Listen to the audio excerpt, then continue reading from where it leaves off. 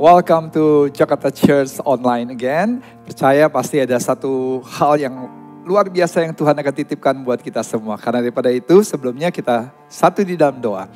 Kami bersyukur berterima kasih untuk anugerah Tuhan di dalam kehidupan kami. Kami percaya dalam setiap perjalanan kehidupan kami, Tuhan selalu ada bersama dengan kami untuk memberikan kemenangan dan sukacita di dalam kehidupan ini. Kami siap untuk diberkati di dalam nama Tuhan Yesus Kristus. Amin. Nah, pernahkah saudara di dalam kehidupan saudara berkata, is it me? Saya, apakah saya? Benar saya. Contoh sebelum saya menyampaikan firman Tuhan ini, beberapa jam sebelumnya, saya mendapatkan kabar dari satu produk, salah satu produk yang terbaik yang ada di Indonesia, minta untuk saya menjadi brand ambassador dari produk tersebut.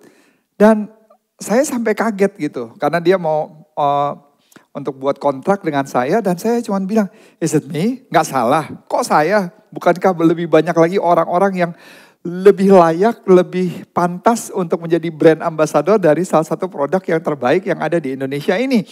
Dan saya cuma di dalam industri ini khususnya ya saudara. Dan saya cuma berkata, is it me? Apakah saya?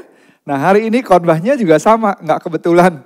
Tuhan kasih experience itu beberapa jam sebelum saya menyampaikan firman Tuhan ini. Sehingga benar-benar rasanya, is it me? Apakah benar saya? Nah pernah saudara mengalami hal seperti itu? Di sini kita bicara bahwa bagaimana Tuhan memanggil seorang Lewi yang akhirnya bernama Matius untuk bisa mengikuti Tuhan, melayani Tuhan. Tapi kita bisa tahu di dalam kehidupannya dia adalah seorang pemungut pajak, saudara. Yang bukan orang yang disukai. Tapi bagaimana Tuhan bisa menjangkau dia, mengasihi dia. Tuhan mau kasih tahu sama kita semua. Seringkali kita berkata, is it me? Apakah saya? Padahal sebenarnya Tuhan sayang sama kita untuk semua orang. Bukan hanya kelompok-kelompok tertentu. Mari kita lihat dalam kebenaran firman Tuhan dalam Markus 2. Ayat 13 sampai 17. Dan kita bisa baca di rumah ke ayat-ayat ini. Tapi di sini ada satu penekanan di ayat ke-14. Kemudian ketika Yesus berjalan lewat di situ, ia melihat Lewi anak Alfeus duduk di rumah cukai, lalu ia berkata, ikutlah aku. Maka berdirilah Lewi lalu mengikuti dia. Lewi itu bicara mengenai seorang yang namanya Matius pada akhirnya. Kemudian ketika Yesus makan di rumah itu, banyak pemungut cukai dan orang berdosa makan bersama-sama dengan dia. Dan murid-muridnya sebab banyak orang yang mengikuti dia. Pada waktu itu ahli-ahli Taurat dan golongan Farisi melihat bahwa Yesus makan dengan pemungut cukai yang tadi orang Lewi itu yang namanya Matius. Dan orang berdosa. Berkatalah mereka kepada murid-muridnya, mengapa Yesus kok makan-makan bersama dengan pemungut cukai dan orang berdosa? Tapi waktu Yesus mendengarnya, Yesus berkata kepada mereka, bukan orang sehat yang memerlukan tabib, tetapi orang sakit. Aku datang bukan untuk memanggil orang benar, melainkan orang berdosa. Wow. Ini kan bukan sesuatu yang kadang-kadang bertolak belakang dengan apa yang ada di dunia ini. Nah saudara pernah nggak, saudara bisa bayangkan kalau di depan gereja saudara ada tulisan seperti ini. Kami membuka hati untuk para pelacur untuk boleh datang ke gereja ini. Kemudian kedua misalnya saya pergi on the weekend. Terus ketemu orang-orang mabuk di jalan. Terus kemudian saya bilang hari Minggu datang ke gereja ya. Dan saya sampaikan pada waktu sebelum khotbah, ternyata orang-orang itu yang saya undang datang. Saya bilang jemaat luar biasa, hari ini kita ada 5 jemaat yang baru. Karena saya baru kenal mereka hari Sabtu, mereka mabuk-mabukan semua. Tapi saat ini mereka ada di gereja. Atau juga saya bilang ini, saya punya kenalan dan saya mau memperkenalkan mereka semua ada 5 orang di sini atau 10 orang di sini. Tapi mereka semua adalah gay dan mereka membuka hati dan mereka tidak malu menyatakan status mereka saat ini. Dan saat ini mereka ada di tempat ini, di gereja ini. Atau mungkin lesbian. Kalau saudara ada di gereja tersebut, apa yang saudara akan lakukan? Apakah saudara setelah mendengar itu ada pemabuk, pelacur, gay, lesbian, dan kemudian saudara meninggalkan gereja tersebut? Karena saudara tidak setuju melihat orang-orang seperti itu. Kita bisa melihat ada satu kelompok-kelompok orang-orang yang merasa suci, merasa yang benar. Orang-orang Farisi, ahli Taurat, melihat Yesus kumpul dengan pemungut cukai, orang pajak, dan juga orang-orang berdosa, makan lagi sama-sama. Mereka berpikir sangat negatif, mereka langsung merasa, siapa itu Yesus mau bergaul dengan orang seperti itu? Apakah saudara ada di dalam kelompok orang-orang seperti itu? Beda dengan hati Yesus. Ada seorang bernama Annie Wilson. Annie Wilson adalah seorang gadis kecil yang rajin pergi ke gereja setiap minggu bersama dengan ayahnya. Tapi suatu hari dia mulai merasa keluarganya mulai diperlakukan seperti orang jahat. Pandangan sinis selalu ditujukan pada mereka dan tidak ada yang mau berhubungan dengan keluarga daripada Anna Wilson ini. Hal ini terjadi kenapa? Karena kakaknya merupakan seorang pecandu narkoba dan orang-orang di gereja tersebut menganggap bahwa keluarga daripada Anna Wilson ini merupakan keluarga yang rusak. Jadi mereka semua menyingkirkan, mengasingkan keluarga daripada Anna Wilson. Mereka menjaga jarak karena berbagai alasan, mulai dari tidak mau terseret-seret dalam masalah, sampai takut bahwa keluarga mereka tersebut juga bisa terpengaruh hal yang positif dari keluarga mereka. Akhirnya Anna pada waktu usia 10 tahun dan keluarganya mengalami kepahitan dan tidak lagi mau pergi ke gereja. Dan akhirnya mereka mundur dan menjauh dari Tuhan hampir selama 6 tahun. Mereka merasa bahwa orang-orang di gereja tidak bisa menerima mereka dan orang-orang di gereja bahkan menghakimi mereka. Dan akhirnya Anna menjadi seorang anak yang minder. Bahkan hidupnya dipenuhi dengan kecemasan, depresi. Dan Anna merasa bahwa dia tidak bisa diterima di mana-mana, terutama kelompok-kelompok orang-orang gereja. Sampai setelah dia menjadi remaja, ibunya mengajak kembali pergi ke gereja. Sebuah gereja yang baru. Tadinya dia merasa tidak mau. Tadinya dia menolak karena dia tidak mau dihakimi lagi. Tapi karena ibunya terus-menerus mengajaknya, akhirnya dia memutuskan untuk mencoba pergi ke gereja yang baru tersebut. Ternyata di luar dugaan, gereja ini menyambut mereka dengan sangat ramah. Dan mereka semua sangat menerima keadaan dan segala kekurangan daripada keluarga Anna ini. Orang-orang yang mereka temui bahkan memberikan senyuman yang tulus dan bersahabat. Setelah tertanam di gereja tersebut, Anna menceritakan tentang pergumulan keluarganya. Orang-orang di sana justru bahkan memberikan support yang luar biasa, beda dengan gereja yang sebelumnya. Bahkan mereka tidak ada satupun yang menghakimi. Pada akhirnya Anna merasa dia bisa diterima kembali. Padahalnya sebelumnya dia tidak bisa diterima di mana-mana. Dan saat ini dia menjadi seorang pemimpin kelompok sel di gereja tersebut dan menjadi berkat bagi banyak orang. Hal ini mengajarkan kita bahwa penerimaan dan penghakiman terhadap seseorang dapat menghasilkan dua outcome yang sangat berbeda. Dari orang yang tidak pernah datang ke gereja sama sekali dan jauh dari Tuhan, menjadi orang yang melayani Tuhan. Bahkan sebagai gembala kecil, ketua kelompok sel. Tergantung respons gereja. Mengasihi atau menghakimi. Pada saat kita menjadi orang yang membuka hati, mengasihi, kita bisa memenangkan banyak jiwa-jiwa. Ingat, kita semua juga tidak sempurna. Saya tidak sempurna, Anda juga tidak sempurna. Karena daripada itu kita mau melihat apa yang menjadi respons Tuhan Yesus kepada pemungut cukai ini. Orang Lewi ini yang akhirnya bernama Matius. Ada 3 hal respons yang kita bisa pelajari. 3 prinsip kehidupan yang menguatkan kita. Khususnya di hari Valentine's yang kita rayakan sama-sama. A Chinese New Year celebration. 3 prinsip ini pegang dalam kehidupan saudara. Yang pertama, Yesus memanggil semua orang. Baik itu orang baik maupun orang yang tidak baik. Sekali lagi, Yesus memanggil semua orang, baik orang yang baik maupun tidak baik. Di dalam Markus 2 ayat 13-14 dikatakan, sesudah itu Yesus pergi ke pantai danau dan seluruh orang banyak datang kepadanya, lalu ia mengajar mereka. Kemudian ketika ia berjalan lewat di situ, ia melihat Lewi, yaitu yang menjadi Matius, atau sama juga Matius, anak dari Alfeus, duduk di rumah cukai. Lalu ia berkata kepadanya, ikutlah aku. Maka berdirilah Lewi atau Matius lalu mengikuti dia. Wow.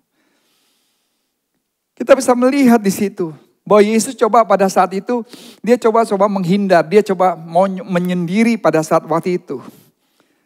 Mau mengasingkan dirinya, mau lebih saat teduh lah gitu. Kenapa? Karena sebelumnya terjadi kehebohan yang luar biasa pada saat waktu dia melakukan mujizat. Dan pada saat waktu orang yang lumpuh disembuhkan, sebenarnya Yesus bilang jangan ceritakan kemana-mana. Tapi orang itu tidak memegang janjinya, jadi dia ceritakan mengenai Yesus ini yang melakukan mujizat itu. Akhirnya semua orang pengen melihat magic show-nya, bukan mau melihat pengajarannya. Sehingga semua orang berbondong-bondong datang mau melihat apa yang orang ini bisa lakukan, yaitu Yesus itu. Sehingga Yesus akhirnya tidak bisa kembali lagi ke kota tersebut. Karena mereka mau melihat magic show-nya, mau melihat mujizatnya. Sehingga di ayat 13 Markus 2 dikatakan, sesudah itu Yesus pergi ke pantai danau dan seluruh orang banyak datang kepadanya, lalu ia mengajar mereka. Lihat, Yesus nggak melakukan mujizat lagi. Karena Yesus di situ yang penting adalah bukan mujizatnya, bukan performance-nya, tapi pengajarannya. The message was always more important than the miracles. Pesan Tuhan itu jauh lebih penting daripada mujizatnya. Kemudian di ayat ke-14, kemudian ketika ia berjalan lewat di situ, ia melihat Lewi, anak Alfeus duduk di rumah cukai. Lalu ia berkata kepadanya, ikutlah aku, maka berdirilah Lewi lalu mengikuti dia. Kalau misalnya Lewi ini si Matius ini, yang bekerja di departemen pajak, itu adalah tetangga saya. Mungkin saya saat ini nggak berpikir negatif. Suatu hal yang biasa lah orang bekerja di departemen pajak, dirjen pajak atau bahkan. Tapi nggak pada saat waktu itu. Pada saat waktu itu pemungut cukai itu dicap sesuatu yang sangat amat negatif. Dianggap sebagai outcasters. Dianggap sebagai orang pengkhianat. Kenapa? Karena pada zaman waktu itu, mereka itu bisa mendatangi semua orang, rakyat-rakyat kecil sekalipun juga, rakyat menengah. Dan mereka bisa menagih pajak lebih daripada apa yang seharusnya. Bahkan menguras sehingga mereka itu semua benci dengan yang namanya pemungut cukai. Dan pada saat itu juga pemungut cukai itu sangat berhubungan dengan pemerintahan Romawi. Sehingga dianggap menjadi rejim pemerintahan Romawi. Tetapi sebenarnya waktu mereka datang ke rumah-rumah minta untuk menagih pajak, itu sebenarnya dipakai juga untuk kebutuhan mereka pribadi atau disetor kepada Raja Herodes, bukan kepada pemerintahan Romawinya. Jadi saudara terkasih, saudara harus tahu dulu bahwa pemungut cukai ini yang namanya Matius ini adalah orang yang diasingkan, orang yang tidak disukai, orang yang dibenci. Orang yang suka membuat rakyat susah. Jadi saudara harus bisa mengerti dulu siapa orang ini yang sebenarnya harusnya dibenci, harusnya diasingkan. Tapi Yesus melakukan sesuatu yang luar biasa. Waktu Yesus datang kepada orang Lewi ini, karena di situ kan misalnya ada satu booth, ada satu ya kantor kecil di mana di situ bekerja. Dan waktu Yesus datang orang-orang ngelihat. Karena orang-orang berbondong-bondong kan saat itu ada.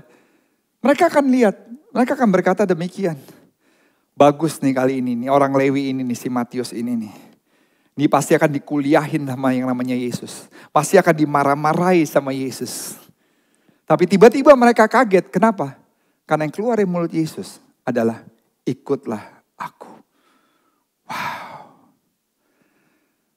Dan segera kalau saudara lihat di dalam Alkitab, dia gak menunda-nunda, dia gak memikir-mikir dulu. Aduh saya ikut gak ya? Saya udah kerja enak seperti ini. Tidak. Dia tinggalkan semuanya dan mengikuti Yesus. Wait. Dia gak meninggalkan semuanya. Dia bawa pennya, dia bawa perlengkapan tulisnya. Kenapa? Karena saudara tahu, di dalam perjanjian baru, 4 kitab buku perjanjian baru, itu ditulis oleh Matius. Dan dia menulis dan Tuhan pakai dia menjadi orang yang sangat luar biasa. Mungkin sama pada saat waktu itu.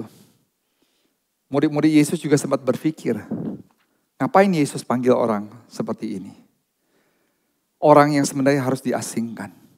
Tapi kita bisa melihat di poin yang pertama, bahwa Yesus memanggil semua orang, baik yang baik maupun yang tidak baik. Lihat kelompok 12-nya murid-murid Yesus. Ada nelayan, ada fisherman, ada farmers, ada peternak. Lengkap semua. Ada seorang yang namanya Simon the Zealot. Siapa Simon the Zealot itu? Dia adalah seorang teroris yang suka menyerang ke pemerintahan Romawi. Tapi ada juga seorang Lewi yang namanya Matius, orang yang menjadi kaki tangan pemerintahan Romawi. Jadi satu muridnya Yesus yang menyerang pemerintahan Romawi, yang satu adalah orang yang berjalan dengan pemerintahan Romawi. Belum lagi ada yang namanya Yudas, yang serigala berbulu domba. Itu ada di dalam timnya Yesus. Can you imagine that? Ada Yudas serigala berbulu domba. Ada Matius yang bekerja sama dengan pemerintahan Romawi. Ada Simon Zeliot yang menjadi teroris yang menyerang, tidak suka dengan kebijakan pemerintahan Romawi. I would like to tell you this. This is very important sentence. God doesn't call the qualified, but God qualifies the called. Tuhan tidak memanggil orang-orang yang memenuhi persyaratan, tapi Tuhan memperlengkapi orang-orang yang telah Tuhan panggil. Sekali lagi, listen this. Tuhan tidak memanggil orang-orang yang memenuhi persyaratan, tapi Tuhan memperlengkapi orang-orang yang telah Dia panggil. Dan siapa yang Tuhan panggil? Ya kita semua, baik yang baik maupun tidak baik. Di dalam 1 Korintus 1 ayat 26 sampai 29 dikatakan, ingat saja saudara-saudara bagaimana keadaanmu ketika kamu dipanggil menurut ukuran manusia. Tidak banyak orang yang bijak, tidak banyak orang yang berpengaruh, tidak banyak orang yang terpandang. Tetapi apa yang bodoh bagi dunia dipilih Allah untuk memalukan orang-orang yang berhikmat. Dan apa yang lemah bagi dunia dipilih Allah untuk memalukan apa yang kuat. Dan apa yang tidak terpandang dan apa yang hina bagi dunia dipilih Allah. Bahkan apa yang tidak berarti dipilih Allah untuk meniadakan apa yang berarti. Supaya jangan ada seorang manusia pun yang memegahkan diri di hadapan Allah. Wow. Berarti Tuhan pilih kita semua. Ada seorang pastor di Texas. Pada saat waktu itu dia mengadakan satu konferensi gereja yang sangat luar biasa. Karena pastor ini adalah seorang yang berpengaruh sehingga dia bisa membawa orang-orang yang hebat, orang-orang public figures, inspiration people, celebrities. Dan salah satu itu mereka mengadakan National FCA Camp di North Carolina. Dan ada salah satu pemain NFL yang sangat terkenal, National Football League, seperti NBA tapi ini NFL, namanya Reggie White. Dia seorang pastor juga, seorang rusher juga. Ada salah satu orang yang akan memberikan kesaksian. Dan pada saat waktu itu banyak anak-anak muda waktu mendengar kesaksian, mereka lari ke depan waktu ada tantangan altar call dan mereka buka hati dan terima Yesus. Dan akhirnya banyak setelah itu harus dikonselingin satu persatu. Dan ada satu wanita, pada saat waktu dalam sesi konseling, dia menangis, dia merasa jamahan Tuhan. Dan konselor tanya, kamu dijamah Tuhan pada saat waktu kesaksian daripada Reggie White kah? Dia bilang tidak. Jadi siapa yang memberikan kesaksian yang hebat-hebat itu? Orang yang mana? Soalnya kami harus buat data. Wanita itu bilang, bukan orang-orang yang hebat. Tapi pada salah satu ada satu orang yang sederhana. Orang yang sangat terbatas di dalam segala talenta dan kekurangan. Yang di mata manusia adalah orang yang biasa saja. Tapi waktu dia menceritakan bahwa Tuhan itu baik. Tuhan itu sayang dia. Dan waktu itu dia berkata, kalau Tuhan bisa lawat dia, Tuhan bisa pakai dia, Tuhan juga bisa pakai saya. Dan ternyata kita bisa melihat di sini. Bahwa seringkali kita berkata, is it me? Apakah saya memenuhi persyaratan? Apakah saya bisa menjadi berkat? Apakah saya bisa dipakai Tuhan? You think you are unqualified? Apakah saudara merasa saudara tidak layak? Yeah, great if you think that. Karena saudara adalah orang yang akan dipakai Tuhan. Tuhan memanggil orang yang biasa, orang yang luar biasa, orang yang baik, dan orang yang tidak baik. Saudara Joshua Kotadaini, ada seorang anak yang berasal dari Amsterdam. Ayahnya merupakan seorang mantan gangster yang mengalami pertobatan dan akhirnya melayani Tuhan. Karena ayahnya bertobat, keluarganya pun mengalami pertobatan dan menjadi keluarga yang mengenal Tuhan pastinya. Suatu saat ayah dan ibunya melakukan pelayanan misi ke Los Angeles dari Amsterdam selama beberapa tahun. Pada saat inilah Yosua merasa orang tuanya hanya sibuk melayani, tapi tidak memperhatikannya. Yosua mulai mencari perhatian dan pengakuan di dalam pergaulan yang salah. Dia tumbuh menjadi anak yang suka berkelahi, bahkan mencuri di gereja. Sampai akhirnya Yosua bahkan mulai menjadi seorang pengedar narkoba. Dan suatu hari dia sedang menimbang sebuah tas berisi kokain di dalam kamar mandi, tapi tiba-tiba ayahnya membuka pintu dan marah besar, lalu membuang semuanya di toilet. Yosua menjadi sangat takut, bukan kepada ayahnya tetapi kepada atasannya. Karena dia harus jual kokain itu.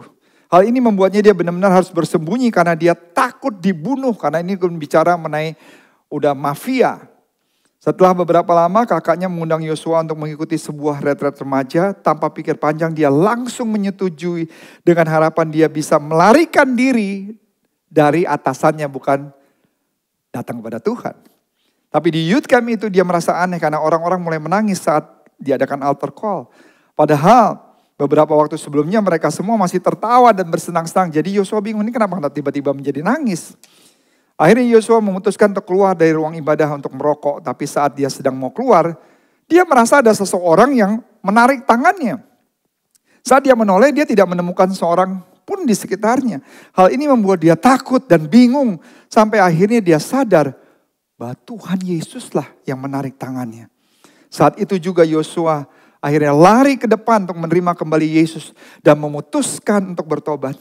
22 tahun kemudian setelah cerita tersebut, Yosua pun mengalami pertumbuhan dan dipakai Tuhan luar biasa. Ia menjadi seorang pengkhotbah, penulis buku rohani. Dia banyak melakukan pelayanan di penjara dan juga membantu konseling pecandu alkohol dan narkoba. Di bukunya Finding Grace in the Gutter, dia menuliskan bahwa dia masih bisa selamat dan hidup sampai saat ini karena Tuhan memanggilnya dan menariknya secara pribadi. Tanpa Tuhan mungkin dia sudah berakhir di penjara atau mati di tangan atasannya. Tapi dia selamat karena meresponi panggilan Tuhan. Yang pertama ingat, Yesus memanggil orang yang baik ataupun yang tidak baik. Yang kedua, Yesus bergaul dan mengasihi semua orang baik maupun tidak. Yang pertama Yesus memanggil. Yang kedua Yesus bergaul dengan semua orang. Baik yang baik maupun yang tidak. Di ayat ke-15. Kemudian ketika Yesus makan di rumah itu. Ketika Yesus makan di rumah itu. Banyak pemungut cukai dan orang berdosa makan bersama-sama dengan Yesus. Dia dan murid-muridnya sebab banyak orang yang mengikuti dia. Jadi waktu Yesus makan dengan pemungut cukai dan orang-orang berdosa, murid-muridnya dan orang banyak itu melihat dan mengikuti Yesus. Jadi pertama-tama waktu orang Lewi ini, pemungut cukai ini yang namanya Matius, meresponi panggilan Tuhan, langsung Yesus diundang makan di rumahnya. Saudara terkasih, orang Lewi ini pemungut cukai, saat itu dianggap adalah orang-orang immoral, orang-orang yang jahat, orang-orang yang tidak berguna. Bahkan pemungut cukai itu dianggap oleh pendosa-pendosa yang sama dengan mereka yang pelacur, pembunuh, pencuri, perampok, dianggap sama. The term sinners means more the idea of the outcast. Jadi orang yang dianggap pendosa itu dianggap sama semuanya. Jadi pemungut cukai, orang berdosa, makanya ngumpul tuh semua sama-sama. Karena orang-orang Farisi itu suka menambahkan, dia punya perjanjian-perjanjian lagi, dia punya hukum-hukum sendiri di luar daripada hukum Tuhan. Dan disejajarkan dan mereka pegang hukum itu. Sehingga kehadiran Yesus itu sering membuat mereka tuh kayak marah karena Yesus adalah bicara mengenai hukum kasih karunia dan hukum anugerah. Bukannya berarti mereka enggak mematuhi hukum yang Tuhan dan hukum perjanjian lama. Tetapi mereka menambahkan ada peraturan-peraturan sendiri. Makanya kalau saudara lihat, Yesus bisa duduk dengan pemungut cukai? Yesus bisa duduk bersama dengan orang-orang berdosa di satu meja? Yang buat orang-orang Farisi, ahli Taurat, itu bukan sesuatu yang benar. Karena mereka punya hukum lagi, saudara. Yang disenandingkan, yang disejajarkan dengan hukum Allah. Coba saudara lihat di Lukas 7 ayat 33-34. Karena Yohanes Pembaptis datang, ia tidak makan roti dan tidak minum anggur. Dan kamu berkata, ia kerasukan setan. Kemudian anak manusia yaitu Yesus, ia makan dan minum dan kamu berkata, lihatlah. Ia seorang pelahap dan peminum, sahabat pemungut cukai dan orang berdosa. Kenapa? Buat orang Farisi ngumpul sama pemungut cukai sama orang-orang berdosa itu no. You didn't eat with them. Kamu nggak boleh makan-makan sama orang berdosa seperti itu. Tapi ini Yesus yang ngajarin. Bukankah kita kadang-kadang suka melebihi seperti Tuhan Yesus? Come on, what's your heart? Kadang-kadang kita merasa paling benar. Sehingga kita mengotak-ngotakan. Dan kita mengasingkan diri kita dari mereka-mereka semua. Tapi Jesus loved them. Jesus accept them. Jesus showed respect to them. Yesus menghargai, menghormati, mengasihi, dan mencintai. Saudara, ibaratnya, kalau saya sebagai dokter, kemudian ada orang yang terinfeksi satu penyakit lah. Penyakit apa gitu infeksi. Dan saya bilang, saya gak mau ngerawat orang itu. Orang itu udah infeksi penyakit ini, nanti saya ketularan, saudara. Itu ibaratnya seperti itu. Maka kan Yesus berkata, aku datang bukan untuk orang yang sembuh, tapi untuk orang yang sakit. Dengan istilah tabib, aku sebagai dokter untuk menyembuhkan orang yang sakit. How do you feel when people who don't like a Christian comes to the church? Apa yang saudara lakukan dan rasakan? Waktu saudara melihat orang-orang yang saudara gak suka datang ke gereja. Pelacur kah, gay, lesbian, memabuk. Do you reach out to the outcast in our community that way? Apakah saudara buka hati saudara, mata saudara, hidup saudara untuk mereka-mereka itu. Mereka-mereka yang kecanduan, mereka-mereka yang ketergantungan, mereka-mereka yang masih terjebak alkohol, homoseksual, lesbian. Saya nggak berkata bahwa kita menyetujui dosa-dosa mereka. No, I'm not saying you accept their sins, no. But can you accept them? Bisa nggak saudara terima mereka? Can you love them? Bisa nggak saudara mencintai mereka? Can you reach out to them? Bisa nggak saudara buka hati mereka, menjangkau mereka? Ini ada satu ilustrasi yang sangat menarik. Ada seorang berpakaian koboi, pakai topi koboi, pakaian lengkap koboi, datang ke satu gereja. Kemudian pendetanya waktu khotbah, pendetanya memperhatikan orang tersebut dari atas stage.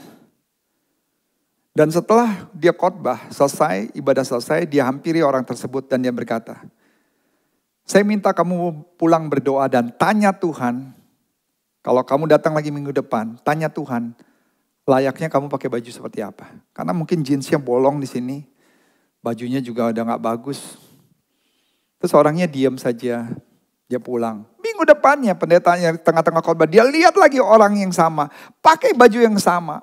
Mulai kesel, khotbahnya mulai gak fokus. Setelah ibadah selesai, dia datang lagi, marah. Kan saya udah bilang, kamu pulang, tanya Tuhan.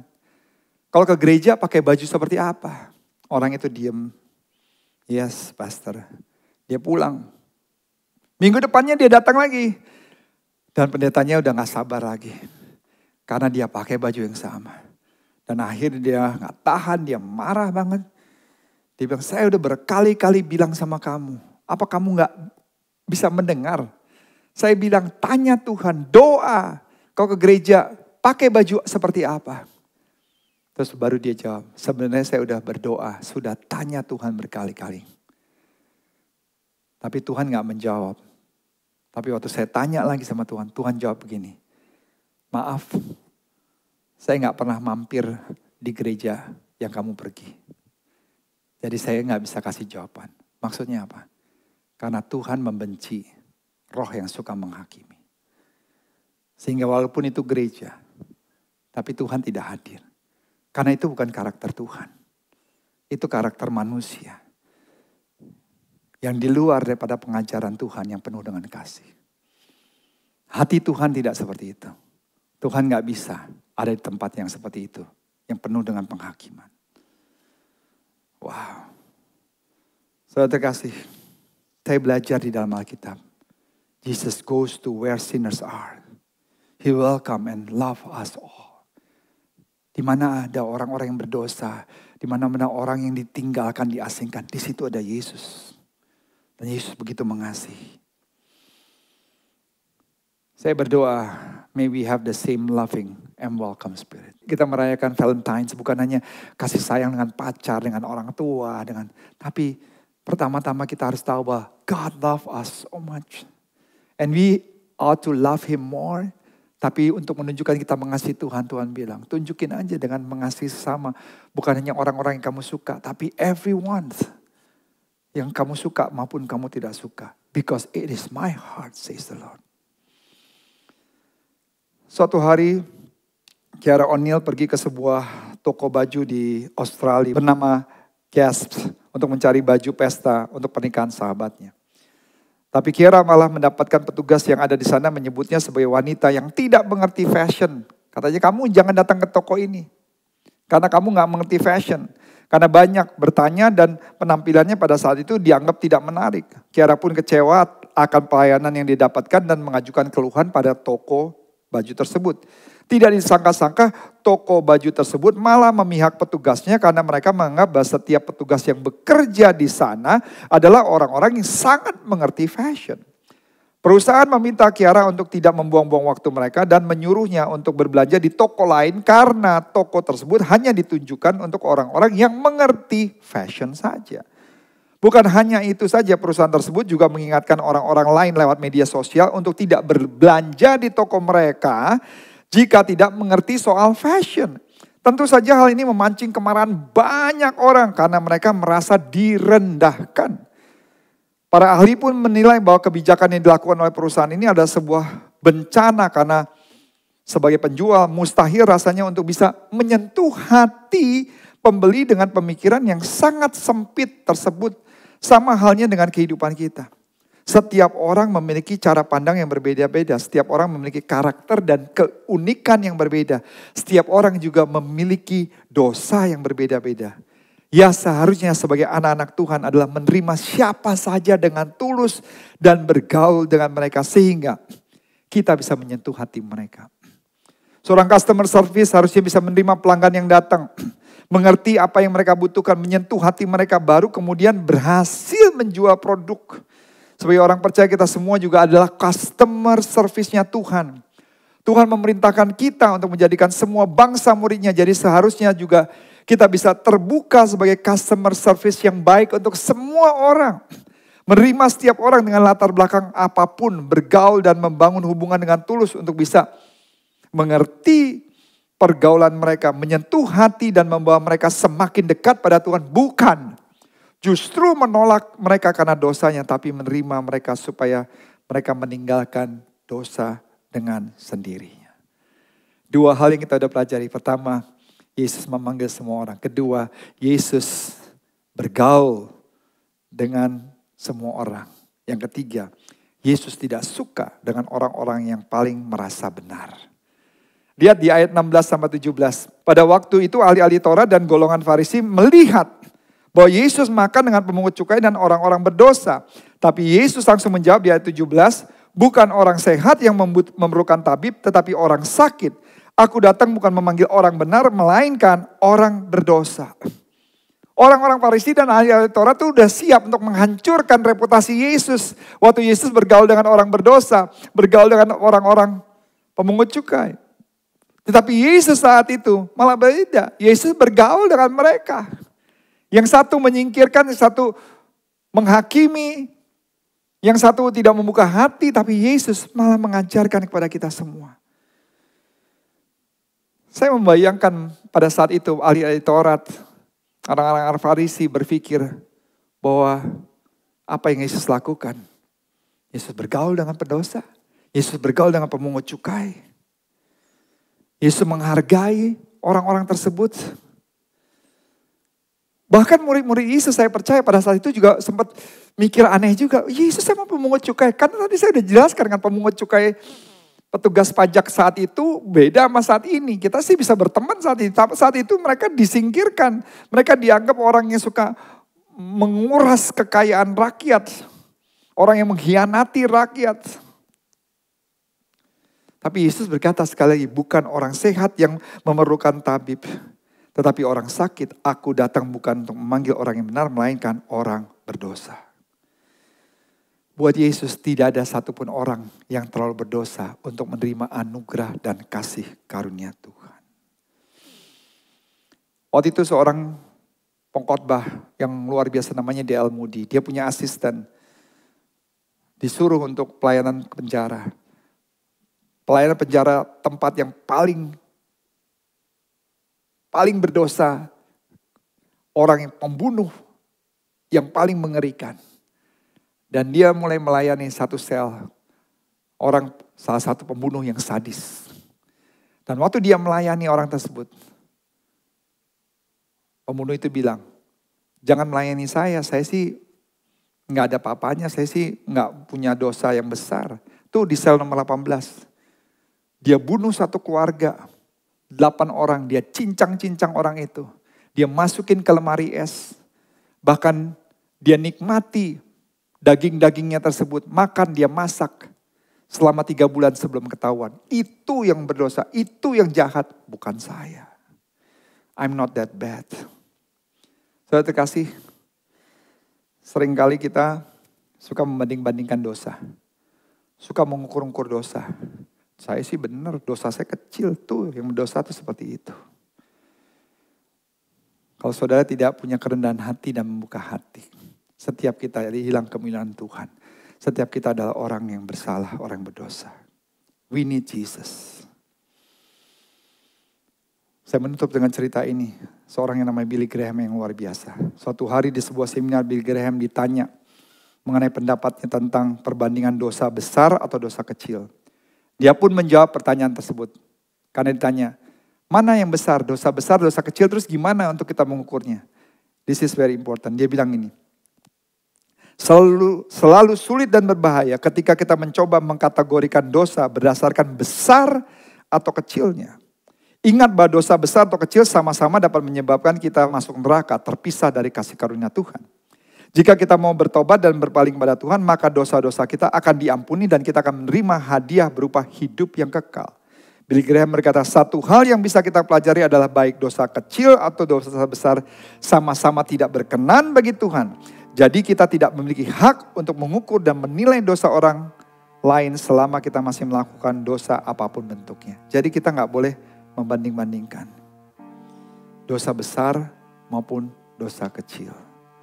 Tapi kalau saudara membuka hati, hari ini pun Tuhan akan menyelamatkan kita dan memberikan anugerahnya. 3 hal kita pelajari. Yesus memanggil semua orang baik atau tidak. Yesus bergaul kepada semua orang baik atau tidak. Yesus yang ketiga tidak suka dengan orang-orang yang merasa paling benar. Kesimpulannya, kalau saudara sebagai orang percaya, di hari kasih sayang ini Valentine's Day, apakah saudara merasa paling benar dan saudara sudah tidak lagi mau menjangkau orang-orang di luar sana yang membutuhkan kasih karunia Tuhan? Kalau Yesus seperti itu, maka pemungut cukai yang namanya Matius tidak akan pernah terjangkau. Yang namanya Simon sebagai teroris tidak mungkin terjangkau. Tidak mungkin ada orang-orang yang luar biasa. Dan kalau Tuhan pakai persyaratannya, tidak ada satupun di antara kita yang memenuhi persyaratan. Jesus love you no matter what. No matter how deep your sin. Berapapun dalam dosa yang saudara alami. He wants to be with you. Dia mau bersama dengan saudara. He wants you to be his child. Dia mau menjadikan saudara dan saya anaknya kembali. Yuk kita mau mengaku dosa kepada Tuhan. Dan katakan, Lord, I'm sin. Saya berdosa. I need your grace. I need your favor. Dan saya butuh kasih karunia dan aku butuh anugerah-Mu. I need your mercy, Lord. He will cleanse you all of your sins. Dan Tuhan akan berikan hidup yang baru. I encourage all of you. Saya mengundang dan mengajak saudara semua untuk meninggalkan yang lama dan datang kepada Tuhan. Because God loves you. And He wants you to be with Him always. God bless you. Kita baru mendengarkan firman Tuhan dengan tema Is It Me? Dan kita belajar begitu Tuhan mengasihi semua orang, baik yang tidak baik maupun yang baik. Dan bahkan Tuhan bergaul, dan Tuhan bahkan tidak suka dengan orang-orang yang suka merasa benar. Dan hari ini kita juga mau berterima kasih sama Tuhan di hari kasih sayang ini. Dan berkata, Lord, I love you. I love you with all my heart. Karena saya mengasihi Tuhan dengan segenap hati, because you love us. Dengan segala kekurangan dan keterbatasan kami. Tapi kasih karunia dan anugerah Tuhan yang menyelamatkan kami. Yang memberikan kami kesempatan. So, I want to give you thanks with giving our best. Memberikan yang terbaik. Di depan saudara di layar ada nomor account di mana saudara bisa transfer. Dan bisa memberikan yang terbaik di hari kasih sayang ini. Dan saudara mendengarkan firman Tuhan yang menguatkan saudara, mengubah hidup saudara. Dan saya percaya waktu saudara memberikan yang terbaik, janji Tuhan ya dan amin. Saya berjanji bahwa apa yang Tuhan sampaikan itu akan terjadi dalam hidupmu. Engkau akan menuai 30, 60, bahkan 100 kali lipat kalau engkau memberi dengan sukacita dan selalu memberikan yang terbaik. Seperti hari kasih sayang saudara mencintai istri, anak-anak, orang yang saudara cintai. You want to give your best to them. Tapi bagaimana kepada Tuhan? Yuk kita memberikan yang terbaik. The best offering in this Valentine's Day and Chinese New Year celebration. Mari kita satu dalam berdoa. Tuhan, kami memberi dengan sukacita. Biarlah ini pemberian yang terbaik yang kami bisa berikan buat Tuhan. Dan hamba-Mu berdoa. Dan Tuhan memberkati berlipat kali ganda. Amin. Again, I want to say Happy Valentine's and Happy Chinese New Year. Enjoy the fellowship with family and friends. Dan kita percaya lebih daripada itu, berkat Tuhan selalu melimpah di dalam kehidupan kita semua. So we are so excited that next week we're going to be here again to share God's good news. We love you and God bless you. Bye-bye.